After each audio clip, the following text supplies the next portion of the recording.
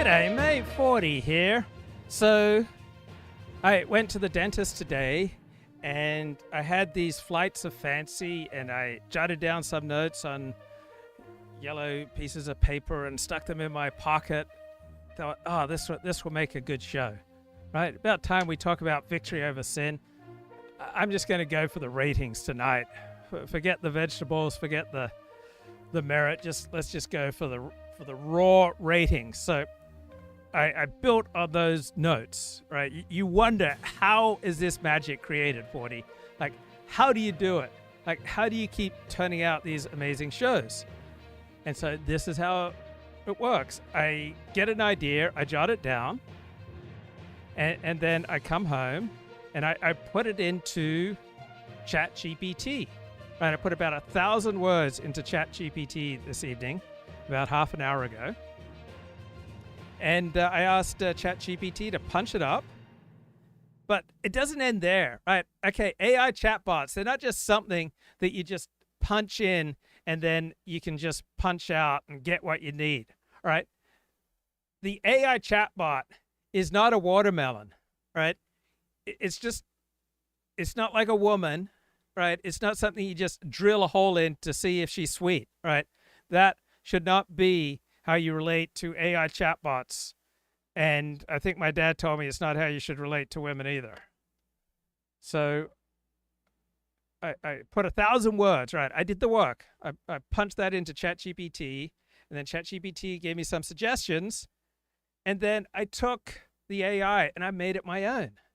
So here's the point. Like, people like me are just way too sensitive, right? Garam converts, right? We're often just way too sensitive, because what type of person makes such a dramatic move to convert to, a whole new religion, right? It's usually only someone who is not winning at the game of life, right? People don't usually come to conversion to Judaism, conversion to any religion, joining a cult, right, on the wings of victory, right? People do not come to this YouTube channel on the wings of victory, right? People come after they've suffered so much that they think, oh, I need a new way. I want to get rid of this unwanted self.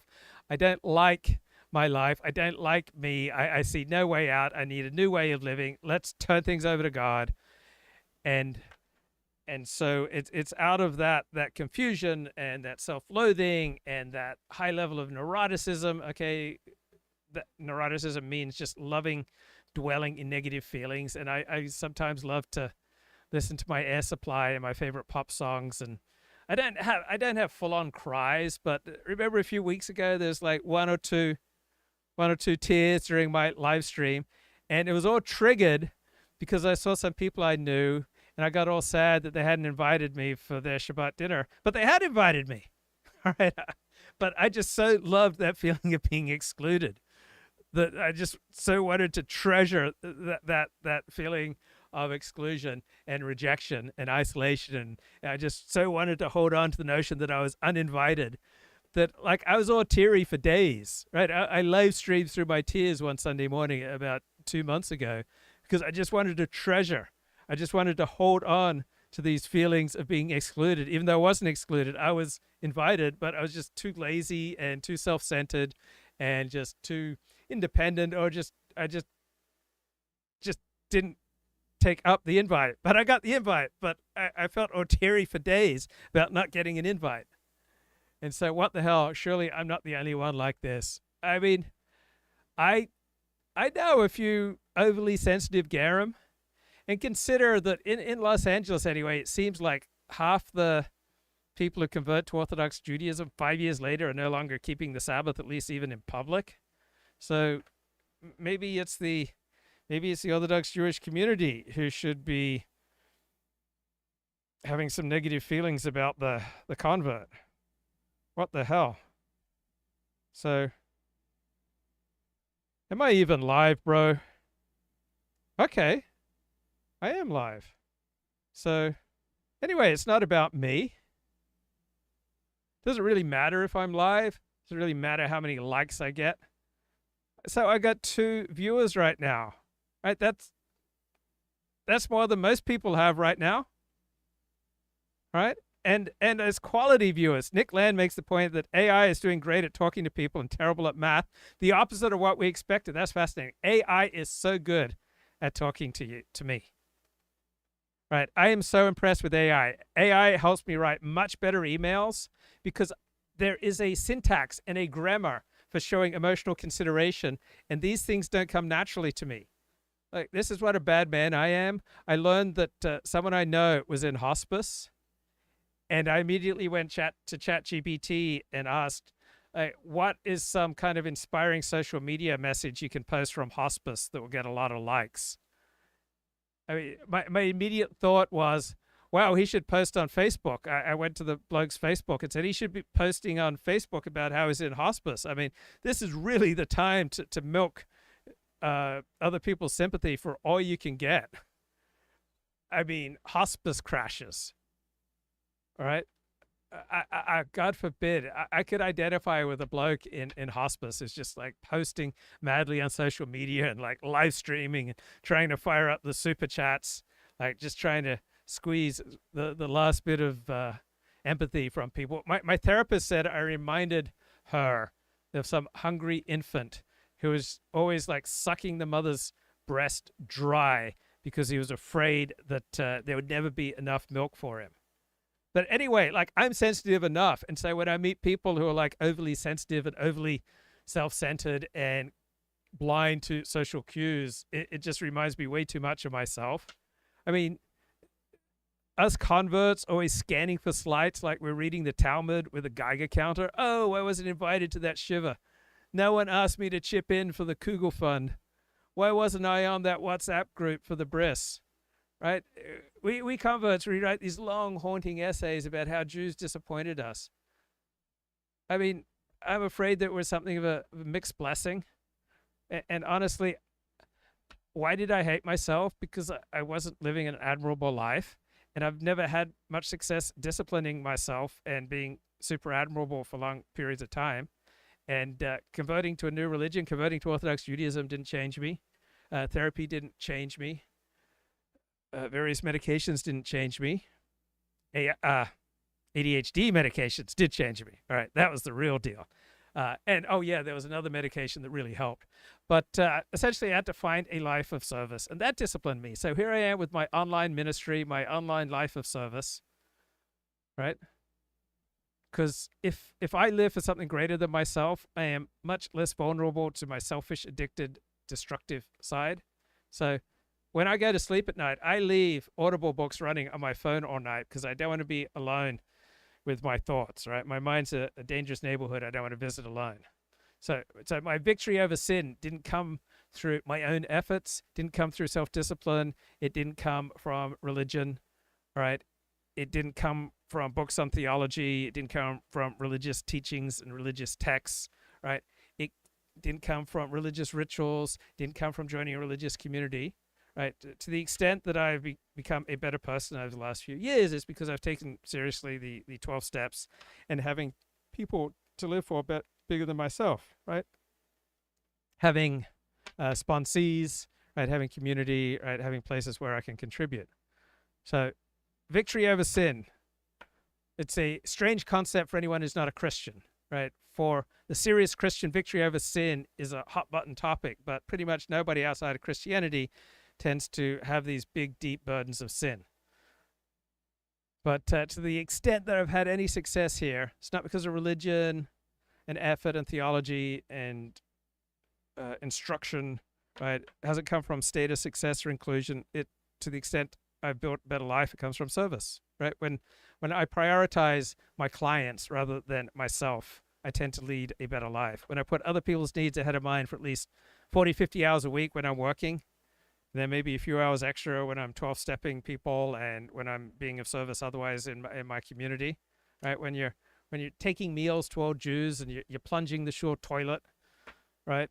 All right, then you're not obsessing over why doesn't the rabbi want me to marry his daughter, right? You're too busy being useful to other people to care.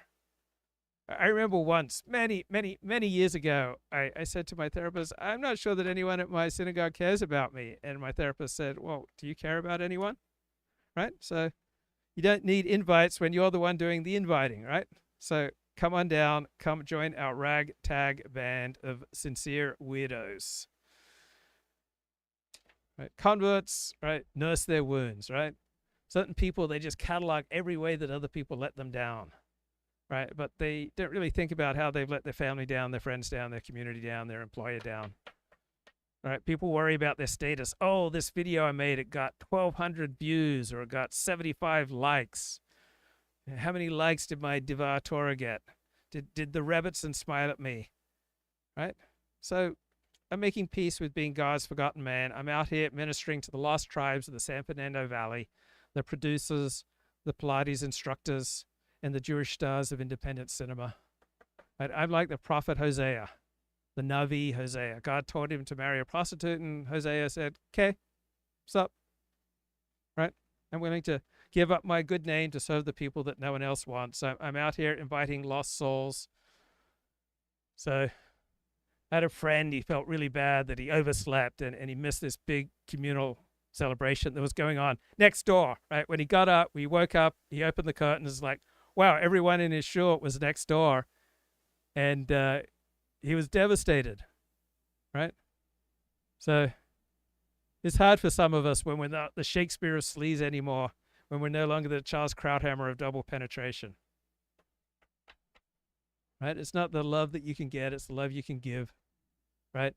This is what AI says, guys. Victory over sin comes when you stop being a love sponge and start being a love faucet.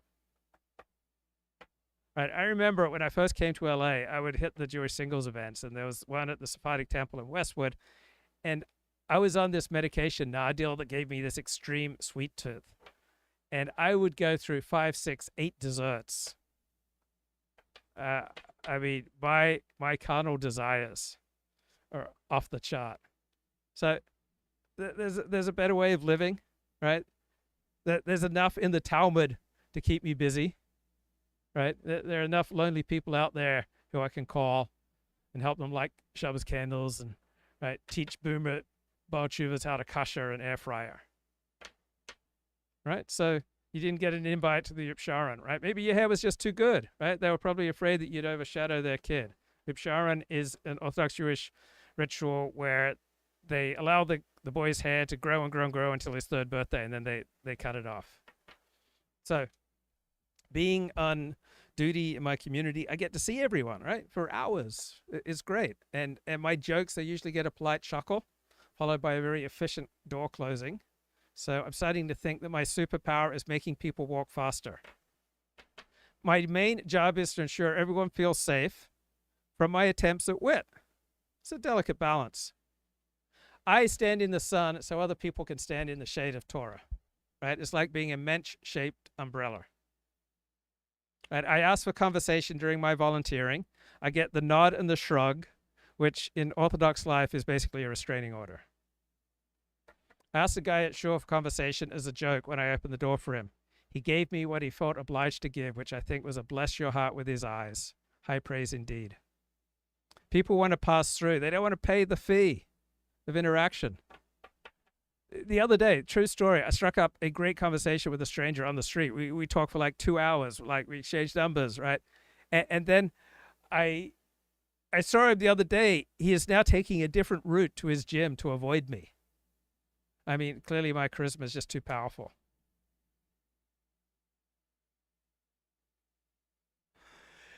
I had another great conversation, and the person said, oh, yeah, we should get together. We should have a coffee. And so afterwards, I emailed her, and she said, oh, I'm sorry, I'm really busy right now, which is a very efficient way of saying, please stop trying to connect. I've Googled you. So all of my life, I've been on the outside. First, it was Seventh-day Adventism in Australia, which is not a very high status, not a very beloved community. Right, then it was journalism. Now it's orthodoxy. So at this point, I don't need a therapist. I just need a rewards card for marginalized identities. Not bad, right? Some of these AI jokes are okay. I converted to Orthodox Judaism because I wanted truth. Turns out truth doesn't return my texts either. During speed dating, maybe I should have led with I study Torah instead of I study the industry.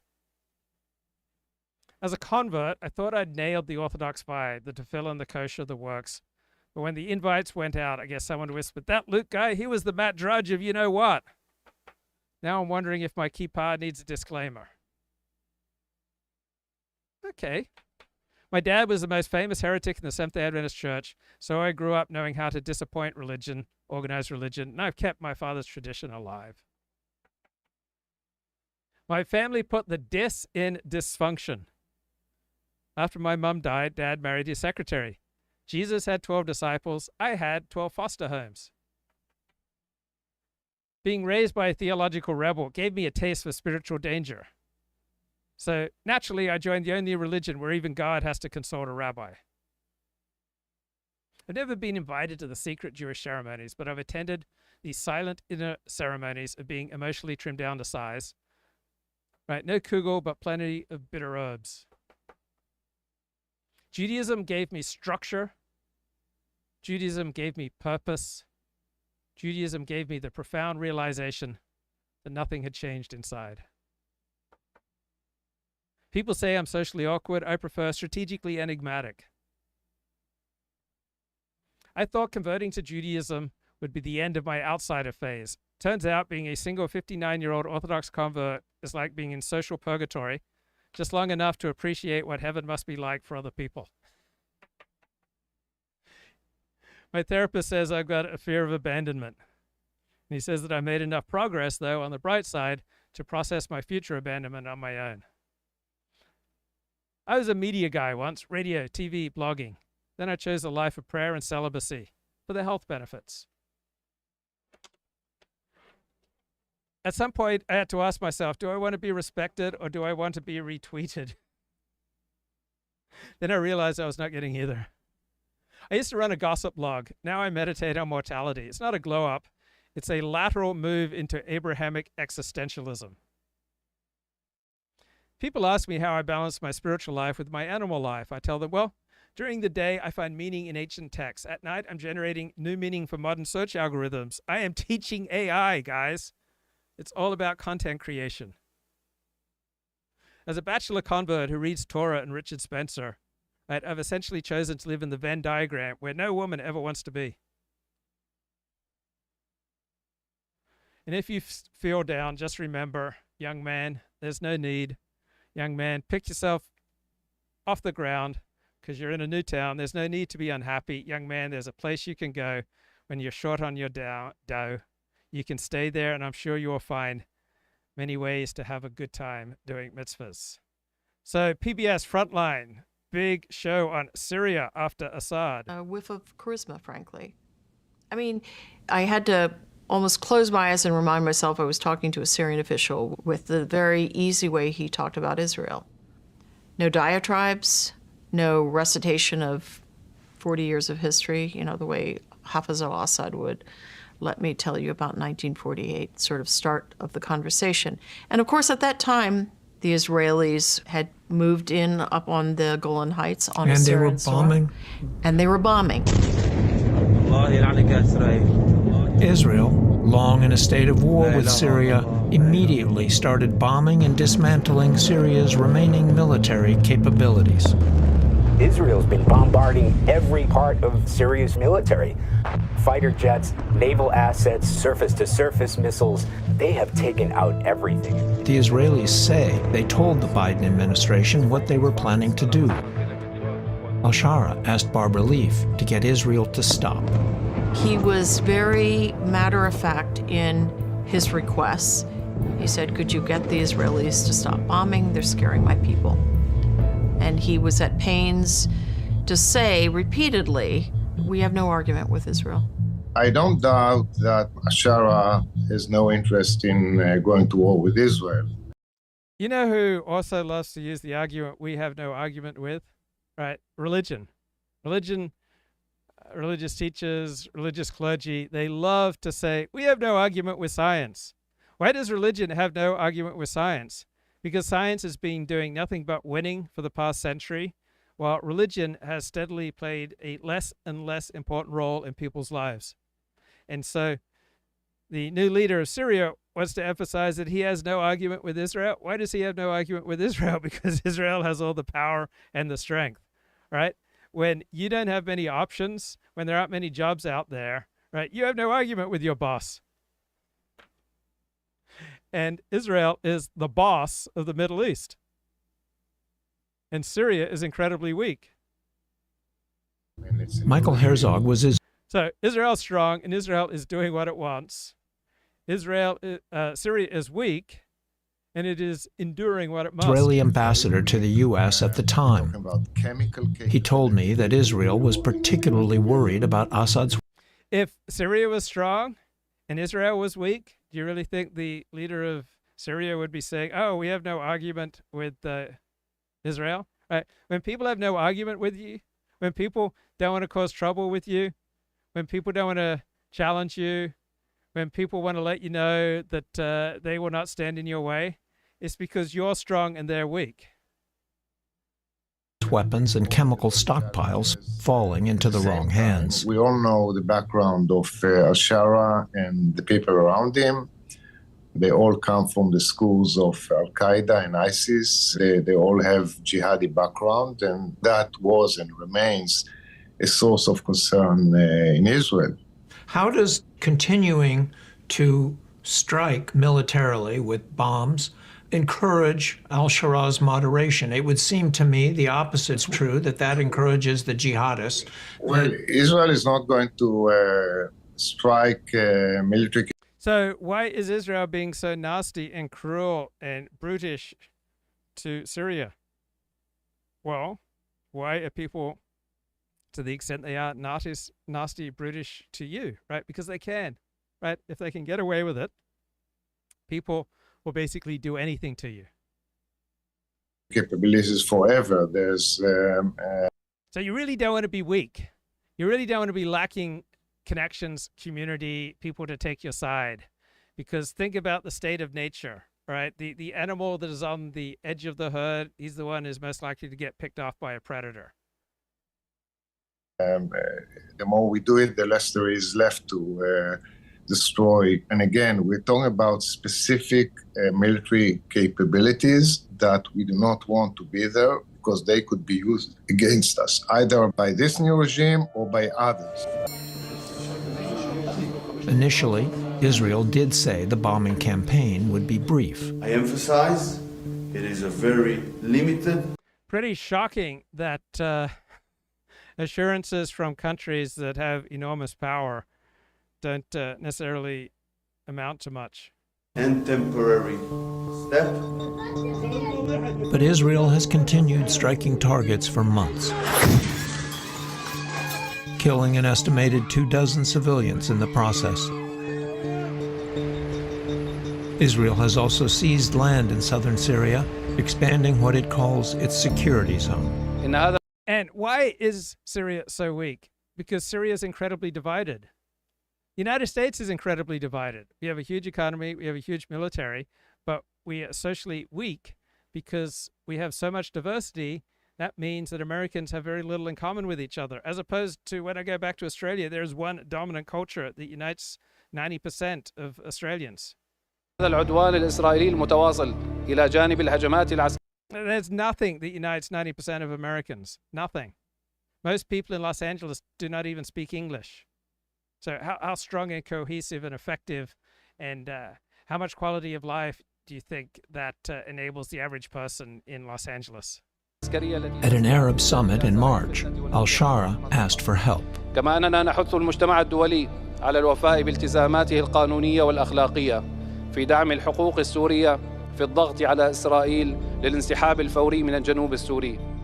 I think behind Israel is an agenda, is an intention to weaken Syria, to break it up, and to expand Israeli boundaries without any accountability by the international community. And that is really the recipe for future violence, not for... Oh my God, there's no accountability from the international community. Allow me to ask you, how many brigades does the international community field? How formidable are the military forces of the international community? Right? The international community doesn't mean anything unless there are some powerful people who want to use the quote-unquote international community to get certain things done to advance their own interests. They'll do it under the guise of the moral outrage of the international community must have an expression so that we can end this wickedness all around us. Peace. They don't see it that way. The French and the British, when they carved up the Middle East, didn't see it that way either. And why did the French and the British carve up the Middle East? Because they could. Why does one group take another group as slaves? Because they can, right? That's how the world works.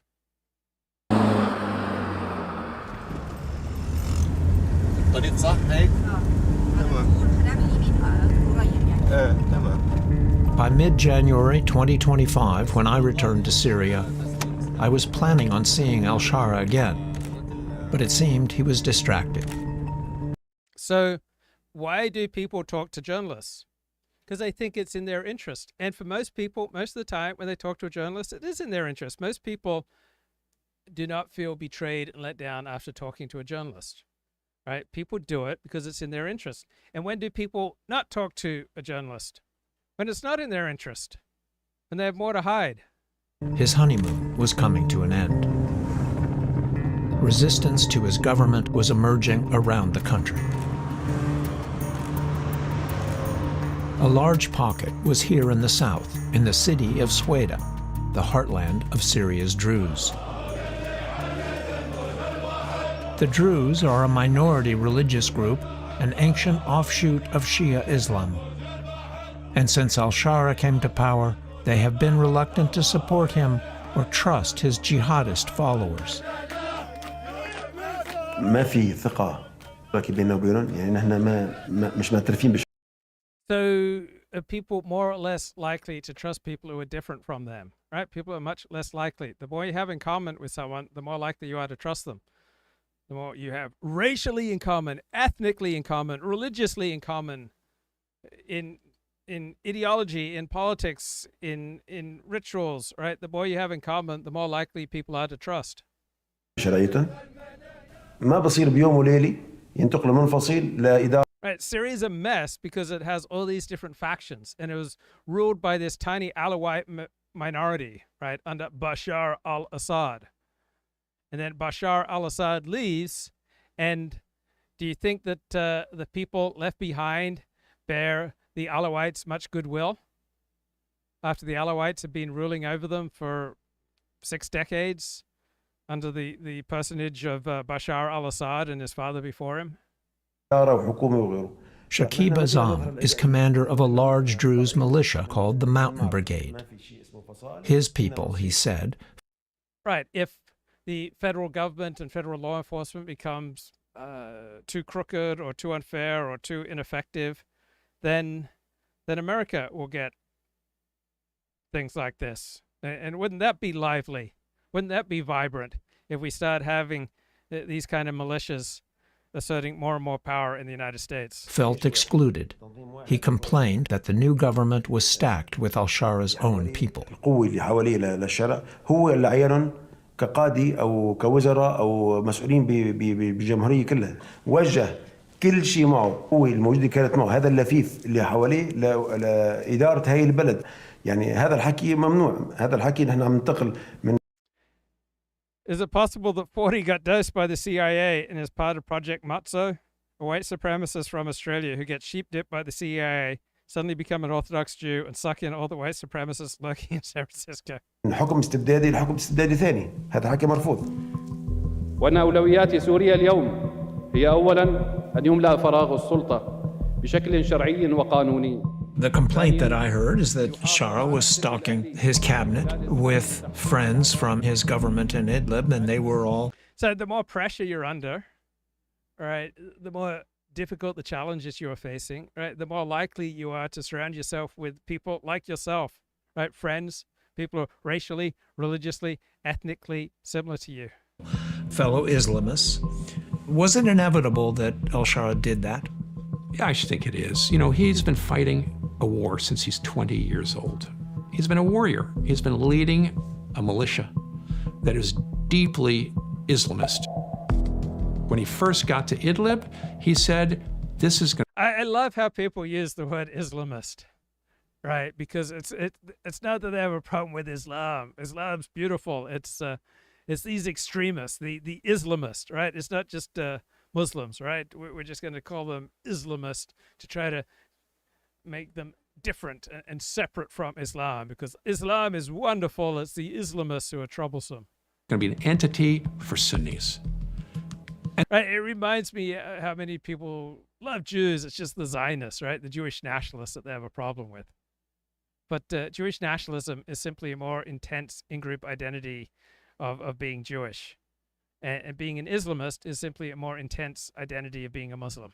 And so there's this deep Sunni supremacist attitude.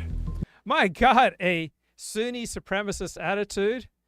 It's as though everybody wants to rule the world. Everybody wants to believe that they are at the center of the universe. Everybody wants to believe that their group is specially chosen. That comes along with him. Under scrutiny was one of al-Shara's initial cabinet members. His justice minister was filmed in 2015, overseeing the execution of 2 women in Idlib, accused of corruption and prostitution. People can change, right? At a certain time, a certain place. These kind of public executions for prostitution might have sent a very powerful message. And how many thousands of women's lives were saved from degradation and sin by the noble sacrifice of these 2 hookers.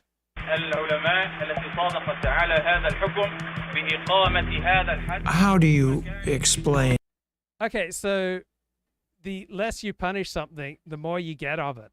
So if you're not a big fan of OnlyFans, if you're not a big fan of the enormous number of women doing sex work, then I suspect that a few executions of sex workers, not supporting it, I'm just pointing it out, I suspect it has a large deterrent effect, because people will basically do whatever they can get away with. And when you effectively legalize, de facto legalize sex work, right, more and more people will do it. It's amazing to me how little pushback society has directed at those who encourage and enable women to get into sex work, right? You'd think that a father who has his heart broken because this happened to his daughter, you'd think he wouldn't react well. In his appointment of a justice minister who is in video executing 2 women. He's got to... I would think that would be pretty much par for the course. And Steve Saylor makes a good point. Where did Islam develop? Islam developed next to Africa, where sex was just out of control. And so to try to civilize and discipline this nascent community and steer it away from the out-of-control sex lives that were dominating Africa, right, Islam had to take some rather stern steps to discourage sexual promiscuity. Right? When you look at Northern Europe, right, the men can seem to handle at most 1 woman, but the closer you get to the equator, right, the more promiscuity you find, the more people are at ease with adultery. A lot of protests over this. There are still extremist elements, and this is the source of... And what's an extremist? Right? It's someone whose worldview you don't like. Right? Why is he an extremist rather than an authentic cleric within Islam in a particular situation, time, and place? Right? I suspect there's a great deal of support for his execution of these putative hookers from within the Islamic tradition. Concern to many.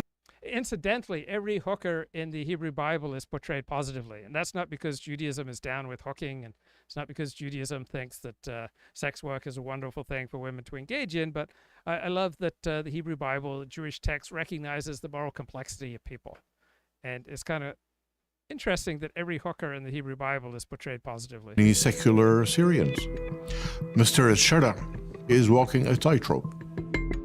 Al-Shara has since replaced his justice minister, and by the end of March, he formed a new cabinet that was much more... Well, the man executed 2 hookers, and he gets kicked out of being justice minister. What's this world coming to? More inclusive. It's very interesting. More inclusive. But these Druze leaders may not be more inclusion, more radical love and inclusion. That's what Syria and the Middle East need, guys. assuaged. They cite. And now, look, there are times when being inclusive is adaptive, and there are times when putting up big walls and having a fear and loathing of strangers is more adaptive, right? There's a time and a place to include, time and a place to exclude. Too much bad history. You can't say for us all. So one thing I like about the Jewish tradition is that I like its sophisticated, nuanced attitude towards what do we exclude, what do we include? Because wherever Jews have gone, wherever Judaism has gone, it's been profoundly influenced by the cultures around it. But it's, to preserve its own culture, it's had to put up some barriers to the outside world. And there are certain times and places where you want to put up big, thick, Trump-like walls against the outside world. Then there are other times you want to benefit from the beauty and the wisdom of the culture around you. Today, I am Angel and forget my history. You know, it's not enough to say, okay, yesterday I was. Well, at a certain time and place, when you're fighting for the very survival of your people, maybe you can't afford to be angelic. But when you have the power, and it's perhaps in your best interest to reach out to outgroups, right? Then perhaps an angelic appeal is adaptive. Yesterday my leader is Osama bin Laden, but today my leader is the Syrian Freeman. 10 years. It doesn't shock me that someone follows Osama bin Laden, is a member of Al-Qaeda, and then under different circumstance pivots towards a different approach, a different politics, right? For him and for his people, an Al-Qaeda, Osama bin Laden type approach was probably the most adaptive at that time and place. And now he's in a different time, he's in a different situation, and so a different hero system, a different program is probably more useful to him. Earlier, members of al-Shara's group executed 20 Druze in an Idlib village, accusing them of heresy. Al-Shara's group later said the attack went against his orders. There's a very important struggle going on right now. Today in Sweden, the Druze are refusing to give up their guns. How many men do you have in all? Right, in a dangerous, diverse society, it is suicidal to give up your guns. Arms. جميع مواطنين السويداء مقاتلين. نحن متمسكين بسلاحنا، عندنا ثقة هذا السلاح All هو of our أماننا. citizens have weapons. Our weapons are our protection. The day after my meeting with the Mountain Brigade, we got a tip from a local journalist. There was a large convoy of al-Shara's soldiers patrolling in the nearby countryside. It's a big convoy. It is a big convoy. It's trying to follow them. They were going from town to town in a show of force, assuring Syrians that al-Shara was restoring order in the country.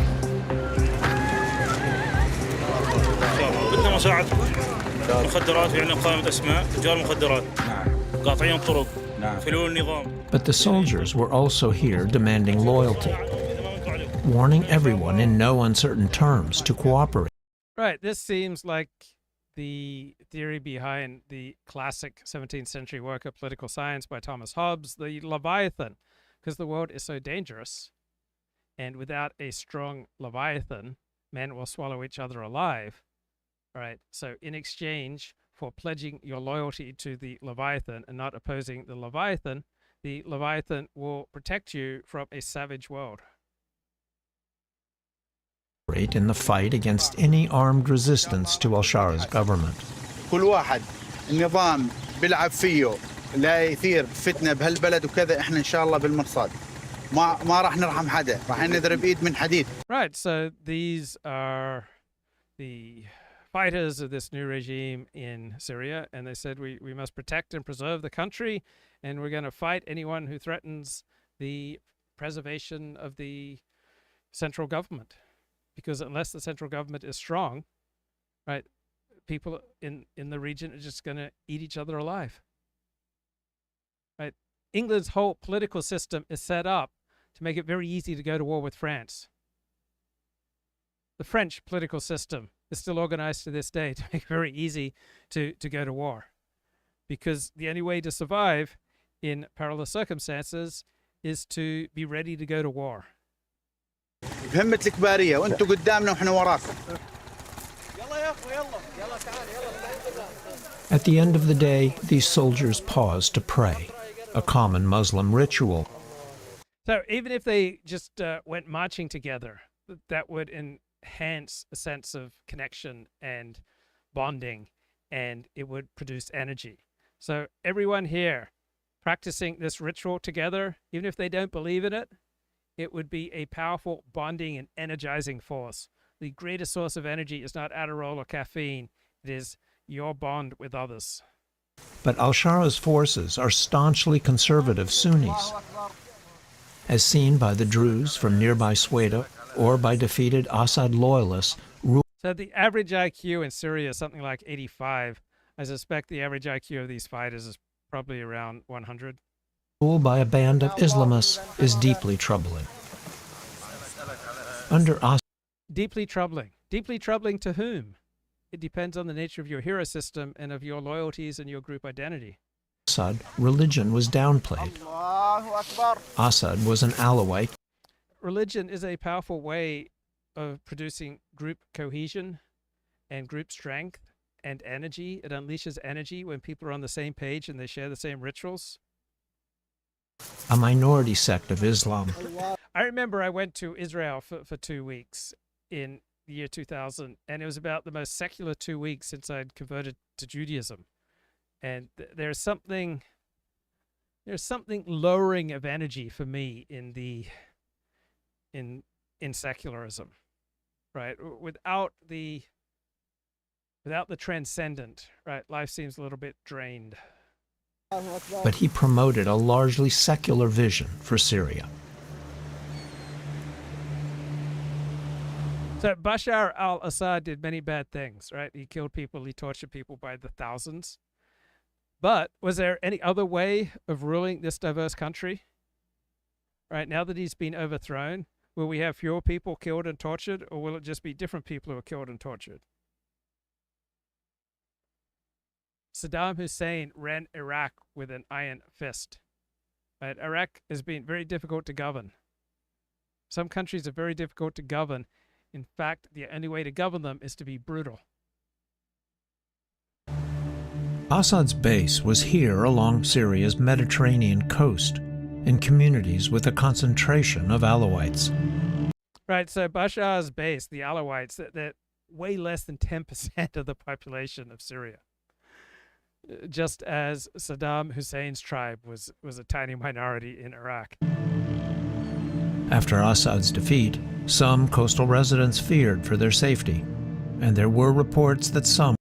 Yeah, you think, right? Your group is a tiny minority that ruled brutally over Syria for approximately 6 decades. You think you should fear for your safety? Of course you should fear for your safety. Right? Jews are incredibly influential in the United States. If things go wrong, right, that prominence and that power and that success may indeed make Jews more of a target than if they'd been like the Amish.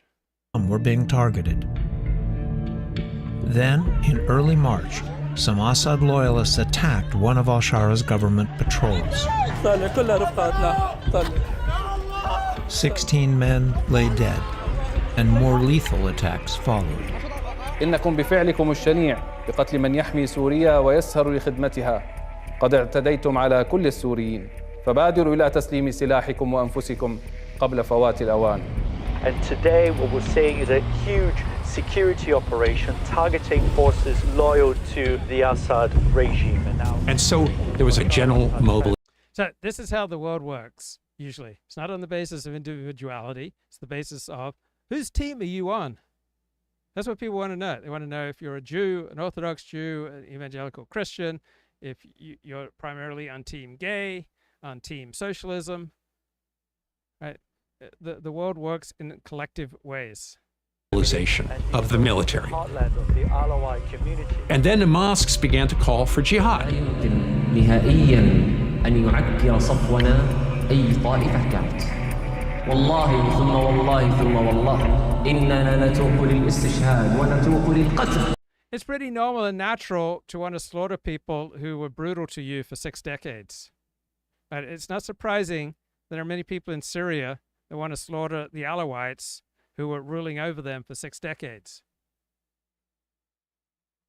Elites are not particularly popular in America because Americans, by and large, don't feel like they've been well served by the elites. So the hatred for elites hasn't reached these levels yet in America. But it did in France, right, leading to the French Revolution. Tensions had been building for weeks, with provocative online threats like these against the Alawites.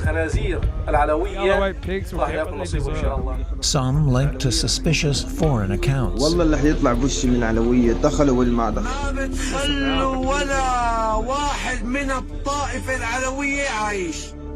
Put hate in your... Most people don't like strangers. Most people really don't like strangers, weirdos who rule over them for 6 decades in the brutal fashion of the Assad family. Hearts, go to that coast, smash the Alawites. Thousands of militiamen joined al-Shara's government forces and descended on the coast. And then just a flood of videos began to come out, and some of the soldiers and these militiamen making Alawites, long strings of them, walk on their hands and knees, bark like a dog. And then they started carrying out these massacres. It's a shame that these guys didn't truly internalize what the sheikhs, the imams were trying to teach them, right? The imams were saying jihad, it means interpersonal struggle. It doesn't mean killing Alawites, but they misinterpreted the teachings of the imam. They forgot that jihad means inner spiritual struggle. Just shooting people up and down. It was a free-for-all, and they were having a good time.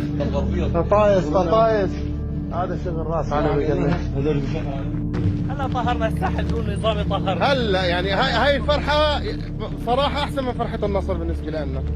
يطلعوا الذكور أحيانا على السطح طلعوا قدر الرأس. ذكور نساء حتى أطفال عمر سنة كانت انقتلت، حتى جيراني كانت المرأة حامل 7 شهور تم قتلها.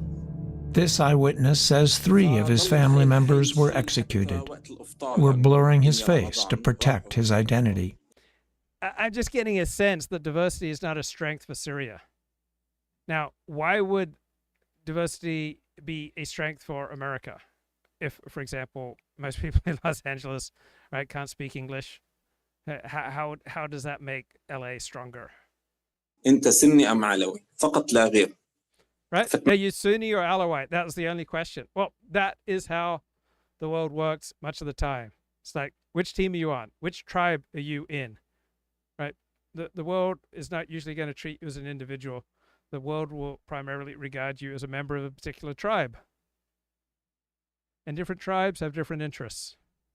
تمكنت إني أتخبى ببيت قيد الإنشاء وبهالطريقة نجيت. وإليه النشور. الله أكبر. رحت أخذت أهلي على مقبرة غير هدوك الجثث اللي كانوا هنيك كان في حوالي 100 موجودين هنيك. It's kind of amazing that all this slaughter and horrible behavior is going on, and I just don't see any Jew here who's behind it, right? How do you blame the Jews for Arabs slaughtering Arabs here, Muslims slaughtering Muslims? But because there's not a Jew involved, this doesn't get nearly as much attention as opposed to if the IDF shoots one Palestinian. بالإضافة لكل ربع ساعة تيجي سيارة الهلال الأحمر تجيب جثث جديدة. بالإضافة Africans can kill thousands of fellow Africans in the world. Doesn't care because Africa doesn't have much significance for the world. Arabs can kill thousands, tens of thousands of fellow Arabs. The world doesn't care because the world doesn't expect much from Arabs. The world doesn't depend upon Arabs for anything. The world is not hoping for Arab genius and Arab technological advancement to aid them. But Jews are incredibly influential in the world, so therefore the behavior of Jews gets disproportionate attention. In a way, it's philo-Semitic to point out when Jews are misbehaving and to ignore when, say, Africans and Arabs and Muslims are misbehaving. في مئات لحد الآن مفقودين ما حدا بيعرف عنهم شيء. دحر فلول النظام البائد. الله أكبر. الله أكبر ولله الحمد. Mormons wear white shirts and ties when they go converting. Muslims use AK-47s. So you wake up to these images that are then online, and you and your wife are together. So you're saying this is all the in-hand of Shlomo, dude? Yeah. She's Alawite. She's Alawite. You have relatives, in-laws living there. Yeah. 3 of my wife's cousins wrote us the next day. People came to their door, bang, bang, bang. You open it up. Who are you, Sunni or Alawite? That was the first thing that each one of them said they were asked. One cousin who grew up with my son, we knew well, was shot at his doorstep. He was 19, 20 years old. Over the course of several days, an estimated 1,200 people were killed, mostly Alawites. فلن يكون هناك أي شخص فوق القانون وكل من تلوثت يداه بدماء السوريين سيواجه العدالة عاجلا غير آجل. إننا نؤكد للشعب السوري. Yeah, this is the leader of Syria saying that anyone who took place in these massacres, meaning really he's going to investigate and bring justice to members of his tribe who went and slaughtered the tribe that was ruling over Syria for more than 6 decades in a brutal fashion. Count me skeptical. Al-Shara called for a thorough investigation. Well, they're forming a fact-finding committee. That sounds pretty serious. الحقائق للنظر والتحقيق في أحداث الساحل وتقديم المتورطين إلى العدالة وكشف الحقائق أمام الشعب السوري. This investigation committee, will they actually provide the reports with names, with those? There are nation states that are low in corruption, all right? But they are primarily nation states filled with either Northern Europeans or the Japanese. People be held accountable? Those are real tests. So look at them and ask Al-Shara, if you do that, we trust you. If you don't, no, we don't trust you. Damascus says it has successfully contained the offensive on the coast. But while Ahmed al-Shara may be in control of some of the men in uniforms, he is not in control of all of the men with guns.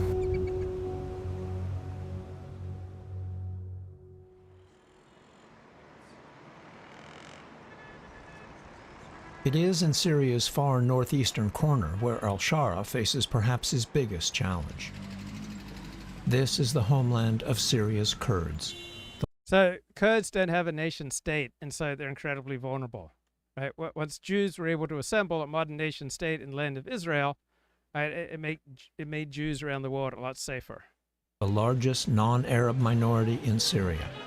Right, if there'd been a Jewish state in 1939, 6 million Jews would not have died in the Holocaust. Kurds have long been subject to systematic discrimination. Well, why? Because they don't have their own nation state. Right? They're not able to effectively organize themselves into a group that can protect themselves. Ergo, they are weak. Ergo, other groups smash them and take advantage of them. Including the arbitrary denial of citizenship to around 150,000 Syria-born Kurds, who are not allowed to have passports, who can't own property, get a marriage license, or find work, whose children are also considered non-citizens. Kurds have not fared well elsewhere either.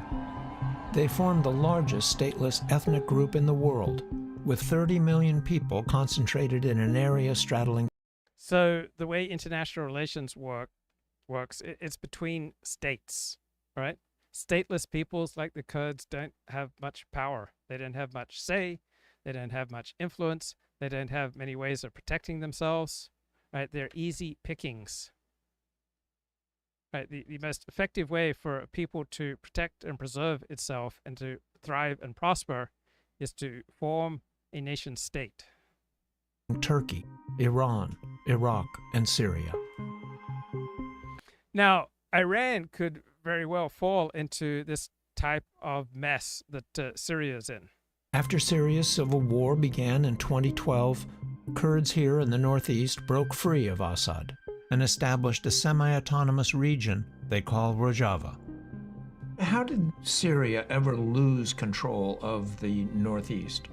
When Assad's forces faced massive armed opposition during the Arab.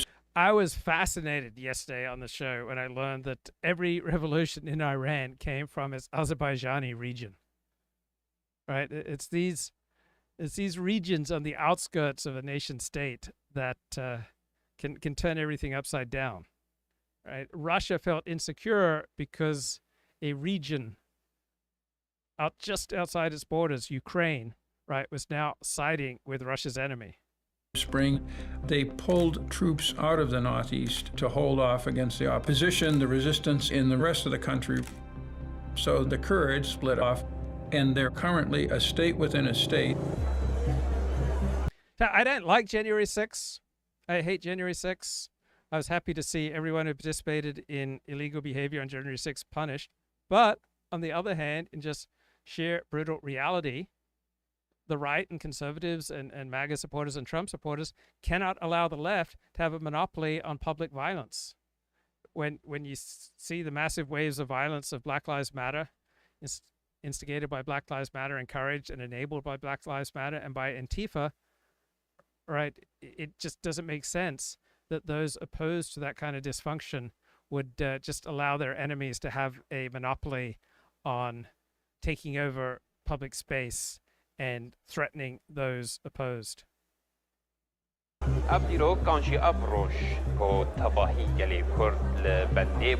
right, an armed society, an armed community where you never know who's carrying a weapon, that's a very polite community. I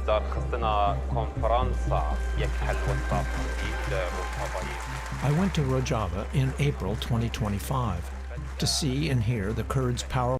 So to the extent that Kurds have some decent quality of life, it's because they're formidable fighters and they have guns, and that creates strong incentives not to pick on them. And immensely popular rebel leader, just like Trump supporters have guns, and they showed that they were willing to riot on January 6th, and that will discourage groups, organizations, politicians, institutions on the left from picking on them. African Americans are quite lively in defending their own interests, and that discourages outsiders from moving into their communities. General Mazloum Abdi Kobane.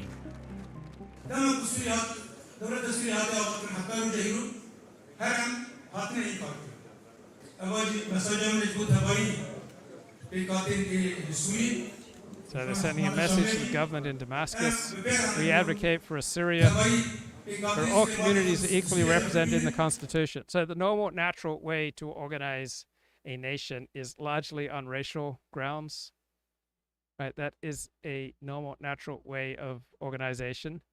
But people who aren't part of the tribe, right, here, the Kurds are demanding full inclusion, right? They want a colorblind, right, racially blind constitution. But that all groups are going to be equally represented in a constitution and a system of government is not the normal, natural way that states function. Right? Most states have a core population. So in Japan, it's about, It's about 95% Japanese. China is well over 90%. Is it the Hung Chinese? Right? China is over 90% one particular group of Chinese. Right, that is fairly cohesive.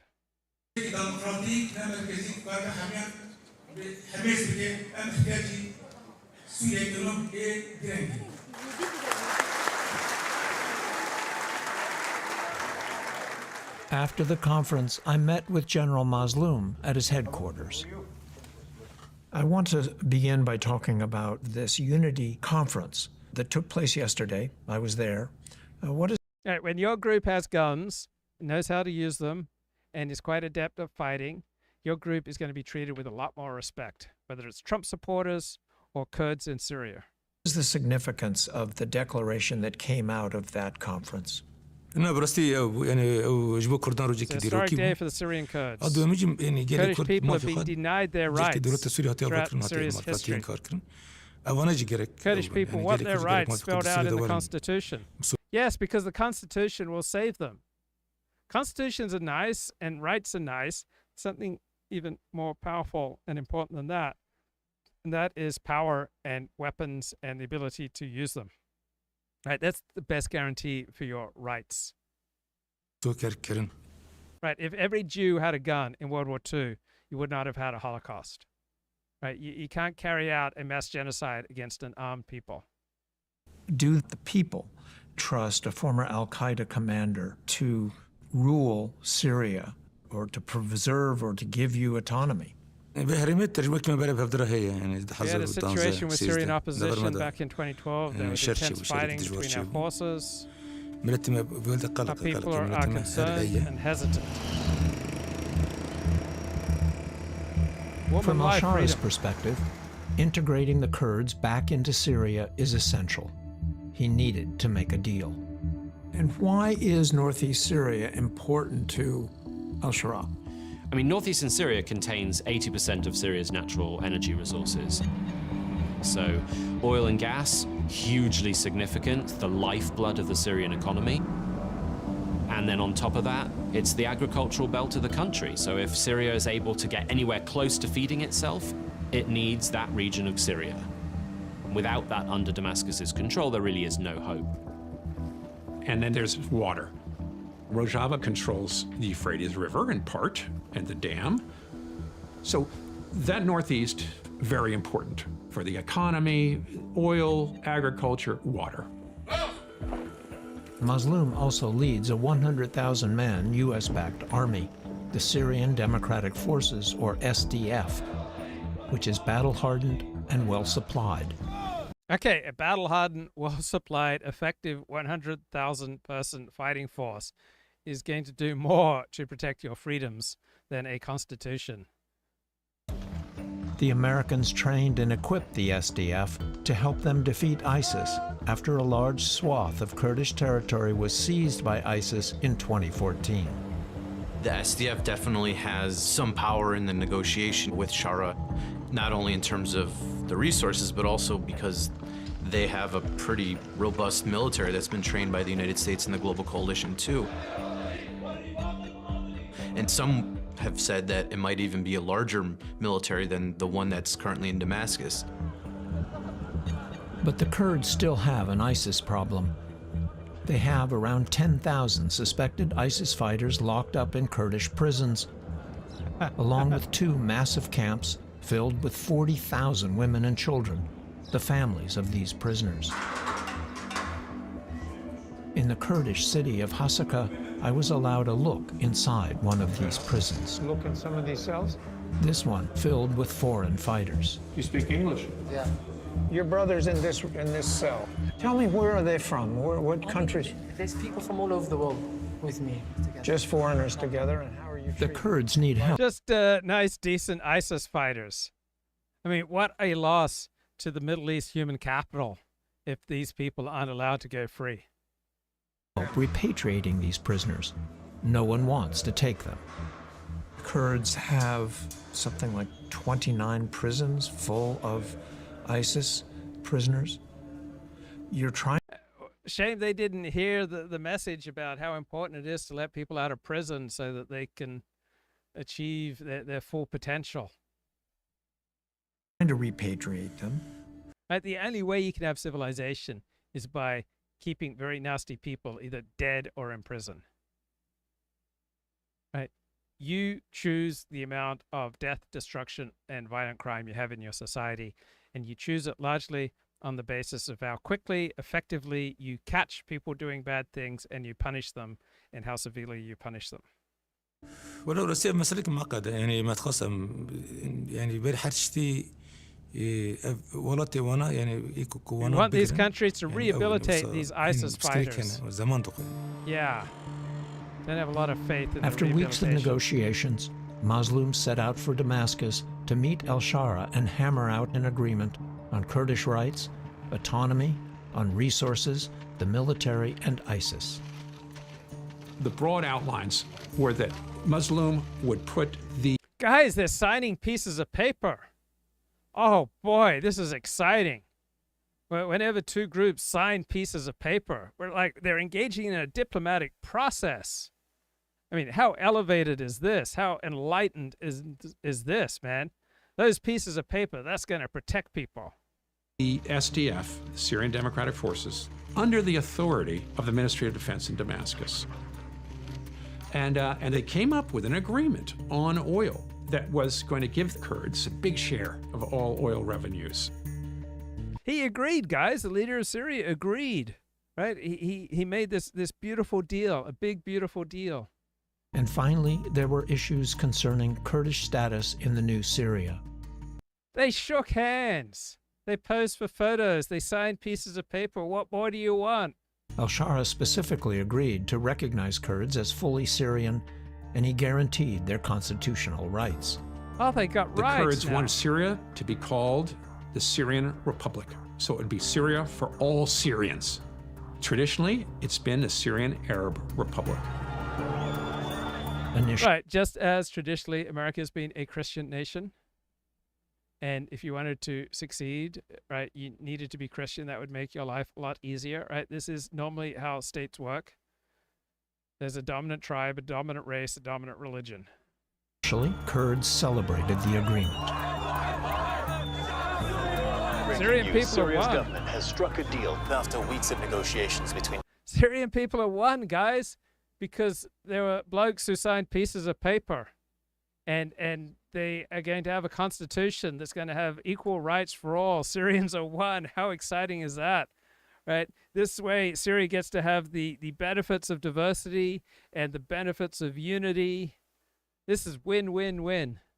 Damascus and the Kurds. Syrian state is recognizing the Kurds. As an integral part of Syria. That's so exciting. A major development. Major. Then, 3 days later, Al-Shara issued a new Syrian constitution. Wow. It was not what Mazloum envisioned. Oh. It said Syrian Arab Republic right at the top. And it didn't write the Kurds in. It did. Yeah, most countries, most nation states are going to come from one dominant people.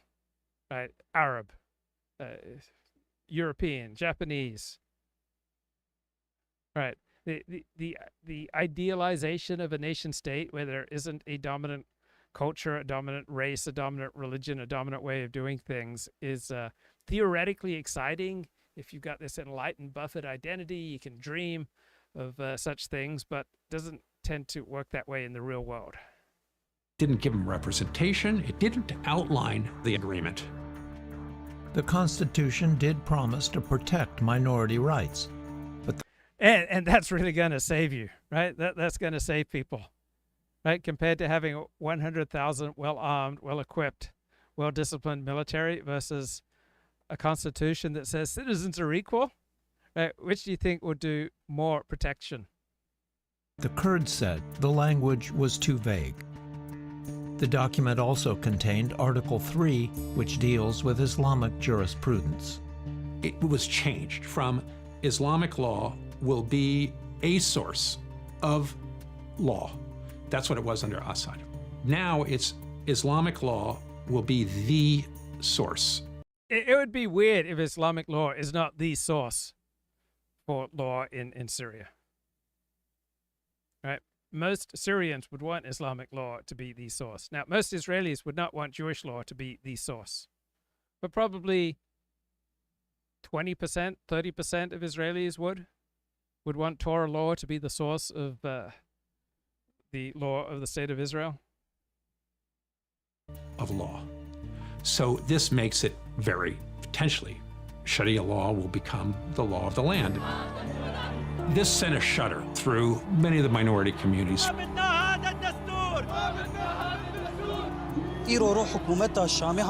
So the more powerful the central state of Syria, right, the more powerful the democracy of Syria is, meaning majority rule, right, the more powerful this emerging dominant culture in Syria, right, the worse it will be for the minorities. The better it is for the minorities in Syria, the more fractious, the more weak, the more divided Syria will be. So what's great for the core of Syria is bad for the minorities of Syria. What's great for the minorities of Syria is bad for the core of Syria. And that's true in other nations too, right? Australia is stronger having one dominant culture. It sucks for those who are Seventh-day Adventists or Orthodox Jews because you are largely excluded from that culture. The stronger the core, the majority is in America, the worse it will be for minorities. The better things are for minorities, the more rights that are guaranteed to them, right? The less democratic America will be, the less united, the less cohesive, and the less strong. حكومة أحمد الشرع دخوازي ودولتك سرقة وايكي السنيب سرقة وايكي ولي بقف أم قد قبولناك. So what if 60%, 70% of Syria wants a religious Sunni state? Right? Do they not deserve to get their way? Right? If 60% want a religious Sunni state, then why is it wrong for them to get what they want? And if the minorities don't like it, maybe they'll need to move. يعني إعلان دستوري بيشتي اتفاقا معها تاكرن أو The باتفاقا interim مرة constitution متناقضة. violates our I initial would agreement with imagine Damascus. you were tempted to pick up the phone and call Al-Shara and say, what's going on? أكيد ما أكر سربي اعتراض كر ما رح We نجي did كر. that. We expressed our discontent. We In an criticized open them. letter, Kurdish authorities laid out their complete rejection of the new constitution. They wrote a letter. What could be more powerful than writing a letter? Right? If you have neo-Nazis beating up Jews, then you should write a letter to the New York Times and say how bad it is. Right? Maybe write a letter. That sounds like a powerful thing to do to protect your people. And its attempt to recreate a dictatorship. Syria, they wrote, is a homeland for all its people. We will not accept the reconstruction of an authoritarian regime. So why doesn't 60, 70% of Syrians get to have the type of Sunni state that they want? Right? Why should they be forced to accept a watered-down, race-free, religion-free, modern, secular, constitutional state? Right? How is that exactly in their interests? I mean, I don't really care what Syrians do either way. I'm not invested. But the notion that, oh, it's just so obviously better if Syria is some kind of watered-down secular state with significant rights for minorities, right? That's definitely better for some Syrians, and it's worse for others. Probably worse for the majority of Syrians. To date, Al-Shara has decided not to revise the constitution. My God, this guy seems to be primarily interested in the best interests of a majority of his citizens. Is there anything more anti-democratic than that? Right? He is fighting for the will of the majority of his people. Gosh, super anti-democratic. The question I have is how he could, 3 days after having this deal signed with Mazloum, come out with a constitutional declaration at the very time. He may have wanted to carry out this deal with the Kurds, but circumstances don't permit this secular, liberal, enlightened constitution. Top it says the Syrian Arab Republic. Yes, that is a glaring piece that has not been fixed. He's making mistakes. I went back to speak. If only the leader of Syria would listen to America's foreign policy elite, right? The blob, right? We have all sorts of busybodies who want to poke their noses into the affairs of people all over the world, right? If only those doggone Syrians didn't listen to us when we try to teach them how to construct a watered down secular constitution that includes super minority rights coming at the expense of the majority and coming at the expense of democracy, right? When you give out rights to people, you are reducing democracy. When you extend democracy, you're simultaneously reducing rights. Right? Rights and democracy don't go hand in hand. They are in conflict with each other. You love rights, then you have much more skepticism and opposition to majority rule and democracy. You love majority rule, you love the power of democracy, then you have to be willing to give up rights. via Zoom with Ambassador compelled. Barbara Leaf. If he wants a stable Syria, he's going to be compelled to take into account the changed landscape of Syria, changed by 14 years of this brutal civil war. But he has to look at a longer scope of history where these communities were pitted against one another. So the high degree of mistrust is in multiple directions.